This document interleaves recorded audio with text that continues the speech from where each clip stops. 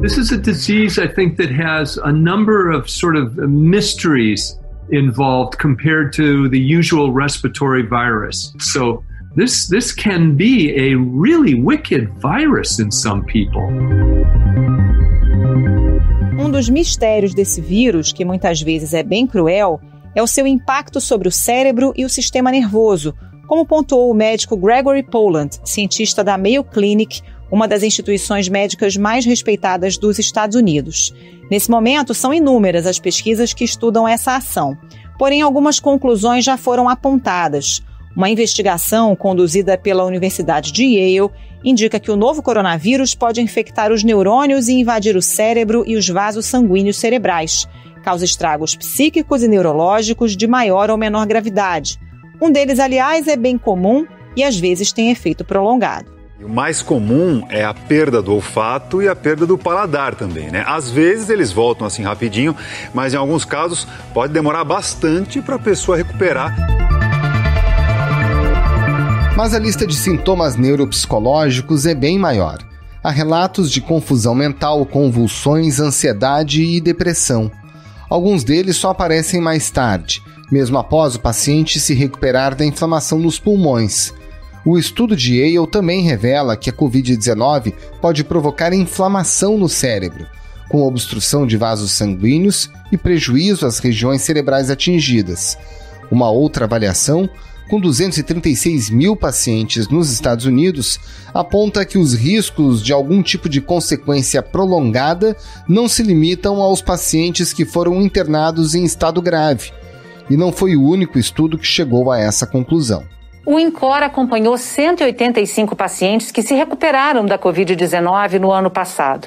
80% deles tiveram disfunções cognitivas, perda de memória, dificuldade de concentração, de raciocínio, isso independentemente da gravidade da doença. Mas afinal, quais são as hipóteses para explicar o caminho que o novo coronavírus percorre até atingir o sistema nervoso? Que tipo de estrago a doença pode causar no cérebro? Por qual razão a Covid-19 pode deixar uma pessoa sem olfato e paladar por tempo prolongado? Esses são os temas do Ao Ponto desta quarta-feira. Eu sou o Roberto Maltic, estou com a Carolina Moran e nesse episódio conversamos com o neurocientista Roberto Lente, professor emérito da Universidade Federal do Rio de Janeiro e colunista do A Hora da Ciência do Globo. Fique com a gente.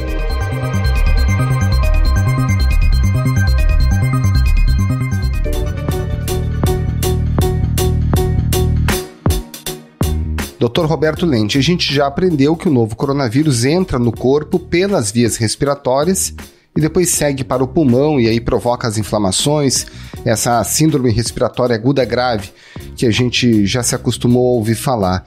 Com relação ao percurso até o cérebro ou até o sistema nervoso, de que forma ele ocorre? Olha, existe uma certa margem de dúvida sobre esses caminhos que o vírus possa percorrer até chegar no cérebro, mas não há dúvida de que ele atinge os neurônios. Então, toda atividade de pesquisa atualmente é justamente para desvendar que caminho é esse. Porque você pode reproduzir a infecção do vírus em laboratório e ele, de fato, infecta os neurônios.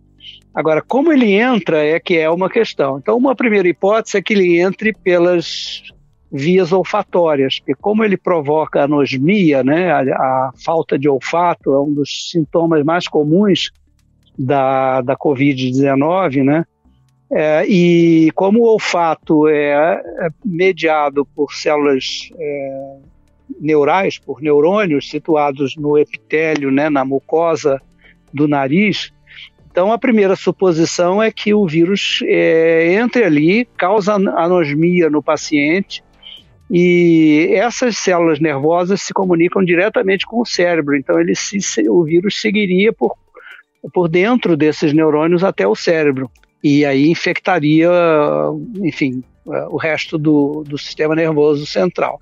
Essa é uma hipótese que não se tem certeza de que isso de fato ocorra, se esse trajeto de fato é feito.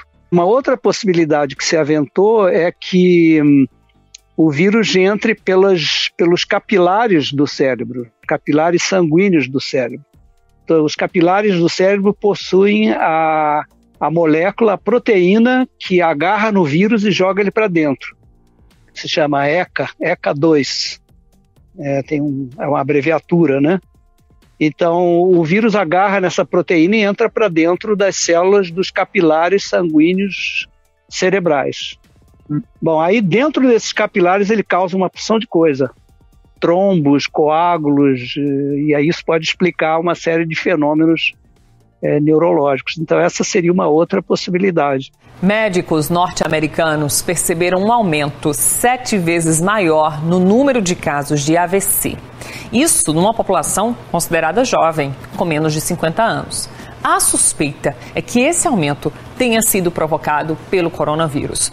A terceira hipótese é que o vírus entre por regiões cerebrais que têm uma comunicação muito intensa com o sangue que banha o cérebro. Porque, por exemplo, o cérebro precisa medir a glicemia, a quantidade de glicose no sangue. Ele precisa disso para organizar todas as funções, uma série de funções que ele controla. E tem regiões especializadas nisso. E essas regiões, o sangue tem uma comunicação muito grande com os neurônios. Então há uma possibilidade do vírus entrar por essas regiões muito comunicadas com o sangue. Essas seriam as 3 hipóteses principais. Agora, doutor, a gente já sabe números, que percentual de pacientes que têm Covid vão desenvolver um comprometimento neurológico e que tipo de sintoma essas pessoas podem ter, desde sintomas mais leves até complicações mais graves? Sim, a gente tem algumas avaliações que foram feitas alguns trabalhos, entre 20% e 50%, parece que dos pacientes têm algum tipo de sequela neurológica ou neuropsiquiátrica.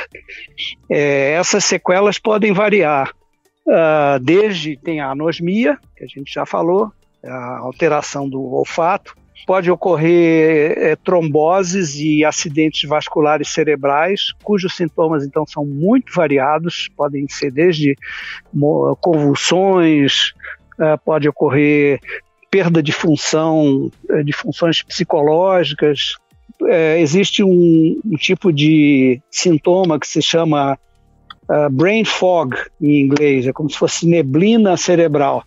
É uma espécie de confusão mental, que a pessoa fica sem saber bem se localizar no espaço, sem saber onde está, sem saber raciocinar com agilidade. É um sintoma também que é bastante relatado nos pacientes que têm sequela cerebral, sequela neuropsiquiátrica. E aí você entra também para depressão, por exemplo. Aí, quando você vai para esse tipo de função, como depressão, por exemplo, a gente fica sem saber se isso é, de fato, uma consequência direta da infecção do vírus ou se é um resultado do estresse que foi causado no paciente por ter tido a doença, né? Então, aí tem uma zona de sombra também que não se consegue conhecer muito bem, não se sabe ainda muito bem qual é a relação, se é direta ou indireta, né? A dona Maria José teve Covid no ano passado e relatou uma possível sequela. Mais ou menos em abril eu tive Covid. Não fiz exames para ter certeza, mas tudo indicava que era. Porque eu tive febre, não tive dor no corpo nem dor de cabeça e não sentia nem gosto nem cheiro. E agora, quase 9 meses depois, ainda não sinto nem cheiro nem gosto. Algumas coisas eu sinto cheiro levemente, mas a maioria das coisas não.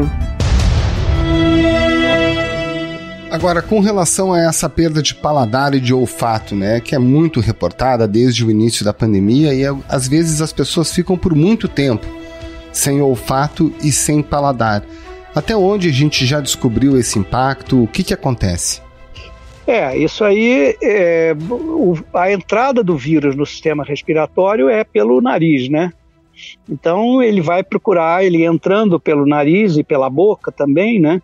Ele vai logo se instalar na mucosa dessas regiões, né? Na mucosa oral e na mucosa nasal.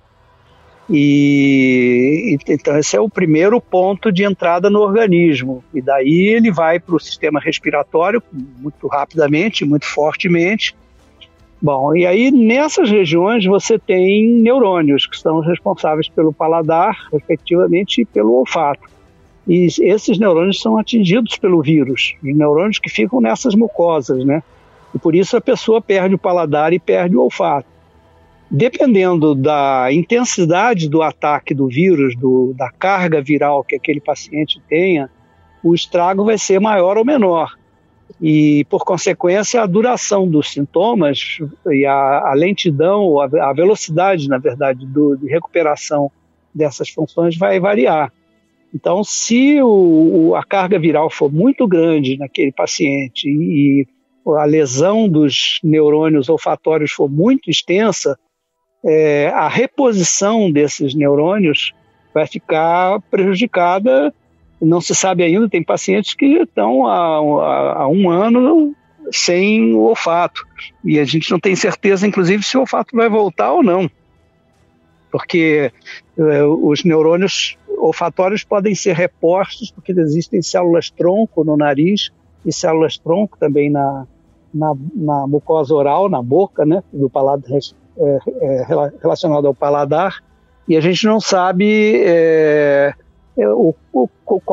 qual foi o grau de estrago que o vírus fez em cada paciente. Não tem como medir isso, a não ser pelo sintoma. Perda completa de olfato, perda completa de paladar. Então, a reposição desses neurônios olfativos e gustatórios pode ocorrer lentamente ou pode nunca mais ocorrer. Não temos tempo ainda de analisar os pacientes para poder ter certeza disso. Os cientistas já conseguiram descobrir se efetivamente o coronavírus ele entra no cérebro e faz estragos dentro do cérebro? Existe essa barreira entre o sangue e o cérebro que seleciona as substâncias que chegam até o órgão. A gente já pode afirmar que ele entra dentro do cérebro? Existem trabalhos muito recentes, de coisa de 2 meses atrás, que foram publicados, em que se examinou o tecido cerebral de pacientes falecidos de Covid. E inclusive utilizando microscopia eletrônica. E nesses pacientes se verificou a presença de sinais do vírus dentro dos neurônios do cérebro desses pacientes falecidos de Covid. Então isso indica fortemente que o cérebro pode ser infectado. Não se sabe se isso ocorre em todos os pacientes, provavelmente não. Quais pacientes isso ocorre, que sintomas, como relacionar esse tipo de infecção dos neurônios com os sintomas do paciente. Então há uma zona de ignorância ainda nossa dos cientistas que trabalham com isso sobre os detalhes. Mas já há evidências bastante fortes de que, de fato, o vírus chega no neurônio do cérebro do paciente. Agora, também há, como a gente já conversou, uma incerteza sobre por que caminhos ele vai, né? Por onde que ele chega lá. Mas a gente já sabe, por exemplo, quais regiões do cérebro o vírus afeta mais comumente ou ainda não? É muito variado. O resultado de imagem, por exemplo, você encontra... por exemplo, você encontra sinais de trombose em diversas regiões do córtex cerebrais diferentes. Não tem uma lógica assim muito consistente, entende? E aí a gente novamente não sabe direito por que às vezes acomete uma determinada região, outras vezes uma outra região, e isso é responsável pela variedade dos sintomas, esses todos que eu mencionei, a confusão mental, a depressão, enfim, a anosmia, que é até a mais bem conhecida, né? E tonteiras, convulsões. A convulsão, por exemplo, geralmente corresponde a uma lesão muito generalizada no cérebro, né? Então, provavelmente essa infecção do vírus dentro do cérebro é muito dispersa, né? Não é localizada.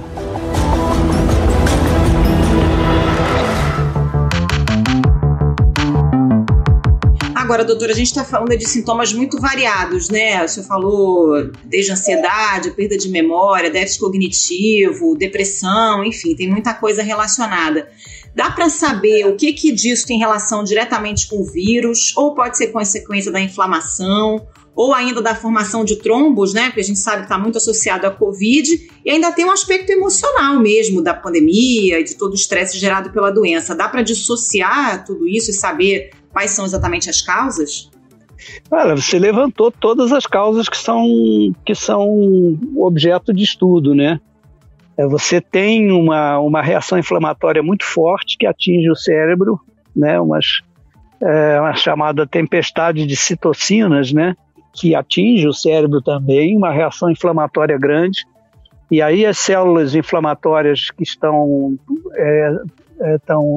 percorrendo o cérebro pelo sangue, essas são capazes de entrar dentro do tecido cerebral, e aí elas podem destruir neurônios, por exemplo. A reação inflamatória é tão exacerbada que essas células inflamatórias podem atacar os próprios neurônios. E a gente usa o termo técnico fagocitar, que significa comer os neurônios, né? Então, as células do sistema imunológico podem fazer isso numa situação extrema de inflamação, né? Então, essa via inflamatória dos sintomas cerebrais pode ser já foi constatado que é uma das causas dos sintomas, né? Depois as tromboses, como você também mencionou. Então, o sangue com o vírus reage formando pequenos coágulos, microcoágulos, né? Pequenas bolinhas de sangue coagulado, e isso causa obstruções no trajeto do sangue. E a obstrução causa a interrupção do fluxo sanguíneo de uma determinada região de neurônios. E aí os neurônios morrem. E aí você tem um sintoma. Então a trombose cerebral, ou microtrombos, não são nem grandes assim, vão contribuir para esses sintomas, dependendo de onde eles estejam. E como eles não ficam numa área só, eles são generalizados, então isso explica essa diversidade de sintomas que você citou. Você pode ter causas diretas de o vírus infectando o neurônio, causas indiretas, o vírus interferindo sobre a circulação sanguínea, causas mais indiretas ainda, como a reação inflamatória exacerbada que vai atingir o tecido cerebral. Então é uma confluência de causas que vão produzir esses sintomas, né? Agora, doutor, à medida que a pessoa tenha o impacto dessa infecção no pulmão, né, com essa grave inflamação que a gente percebe nos pacientes graves de Covid, o quanto que isso acaba também prejudicando o cérebro por conta de suas consequências? Não, sem dúvida que isso contribui muito para os sintomas cerebrais ocorrerem, né? Porque começa que você tendo uma diminuição da oxigenação do sangue, quando isso chega na circulação cerebral, vai impactar na função dos neurônios. E aí você começa a ter sintomas neuropsiquiátricos por conta de hipóxia cerebral, a diminuição do nível de oxigênio no cérebro. Isso é diretamente causado pelo ataque aos pulmões e pelas deficiências respiratórias do paciente, entende?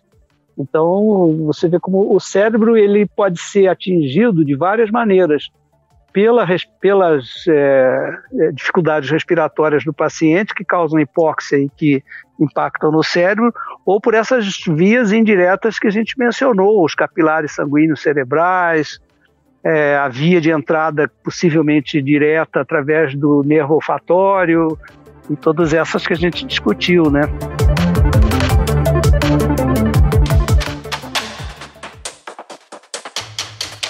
Doutor, o Globo publicou uma reportagem que fala dos efeitos sobre a retina, né, provocados em 20% dos pacientes com quadros graves de Covid, e diz que esse problema também serve como indicador de complicações neurológicas sem sinais aparentes.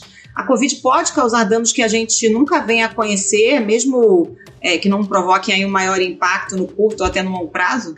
Olha, a retina é uma parte do sistema nervoso central, né? Então, as células da retina são todas neurônios. Todas não, mas a grande maioria, ou pelo menos as visuais, né? Encarregadas da visão. Então, ela é um local, inclusive uma comprovação de que o vírus gosta de neurônios, né? Para ser irônico, né? Ele infecta, de fato, tem a capacidade de infectar neurônios, né? Então, agora, eu não tenho conhecimento suficiente para te dizer qual é a frequência dos sintomas visuais causados por um impacto do vírus diretamente sobre a retina. Mas é uma evidência a mais de que os neurônios são capazes de infectar o sistema nervoso central, os neurônios centrais, né? Doutor, para quem está nos ouvindo agora e está com Covid ou teve Covid há algum tempo e tem sentido alguns desses sintomas que a gente mencionou aqui na nossa conversa, né? Qual é a indicação, em que momento deixa de ser normal, né? Uma perda de memória ou uma certa confusão mental e é preciso buscar a ajuda de um profissional, de um neurologista? Os casos variam muito, não é?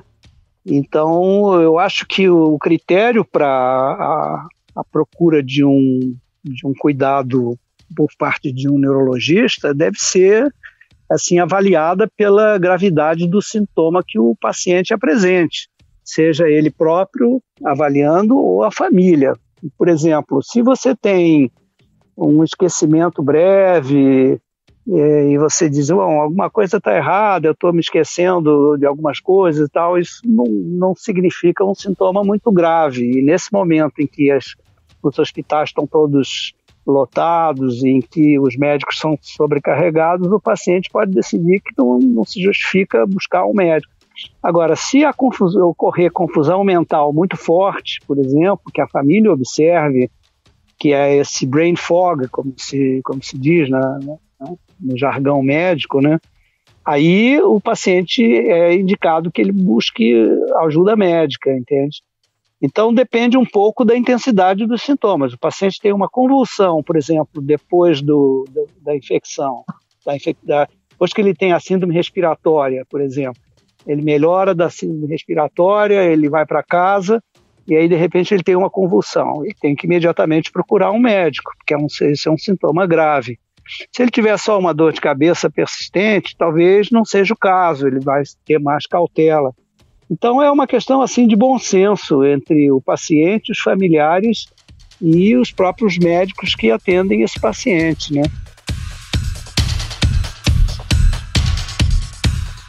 Doutor Roberto Lentes, muito obrigada pela participação, bom trabalho para o senhor. Muito obrigado, doutor, um abraço. Obrigado, eu que agradeço, um abraço.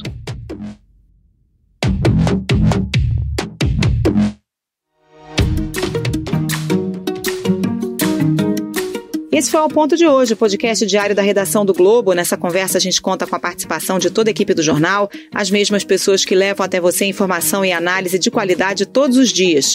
Quer saber mais? Assine o Globo. Acesse assineoglobo.com.br e confira todas as notícias e reportagens especiais. A produção foi do João Pedro Fragoso e a edição é do João Guilherme Lacerda. Tchau. Até mais.